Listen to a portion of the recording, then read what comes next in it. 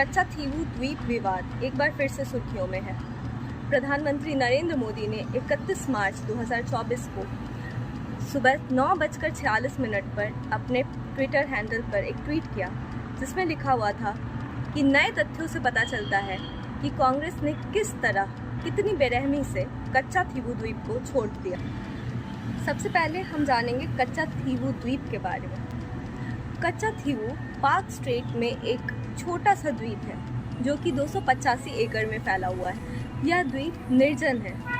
यह बंगाल की खाड़ी और अरब सागर यानी अरेबियन सी और बे ऑफ बंगाल को जोड़ता है। इस द्वीप पर केवल एक चर्च का निर्माण हुआ है और वो है सेंट एंथनी चर्च। माना जाता है कि इस आइलैंड का निर्माण 14वीं शताब्दी में वॉल्केनिक एरप्शंस के कारण हुआ था।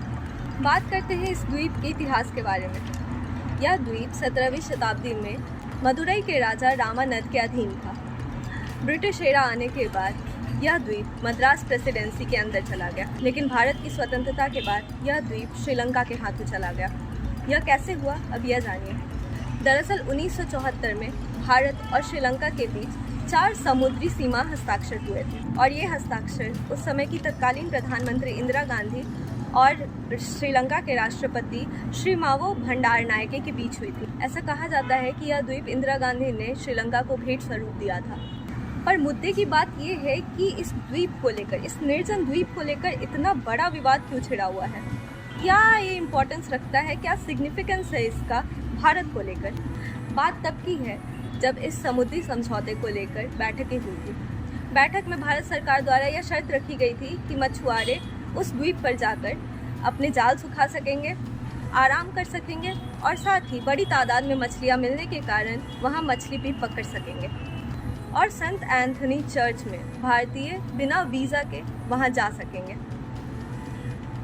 श्रीलंकाई गवर्नमेंट ने, श्रीलंकाई सरकार ने इन सभी शर्तों को माना, सिर्फ एक शर्त छोड़ के कि भारतीय मछुआरे वहाँ मछली पकड़ सकेंगे। इस शर्त से उन्होंने साफ इनकार कर दिया। इस समझौते को लेकर तमिलनाडु के उस समय तत्कालीन सीएम एम करुणानिधि ने भारी विरोध किया था। मुद्दा तब और बड़ा बना जब श्रीलंका का अलगाववादी group liberation tigers of Tamil इलम, जिसे लिट्टे के नाम से जाना जाता है, उसके सक्रियता के दौरान श्रीलंकन गवर्नमेंट ने सैन्य अभियानों का मुद्दा उठाते हुए इस टापू पर, इस द्वीप पर समुद्री आवाजाही बंद कर दी। 2009 में श्रीलंका ने पार्क स्ट्रेट में अपनी समुद्री सीमा की सुरक्षा और भी ज़्यादा कड़ी कर दी।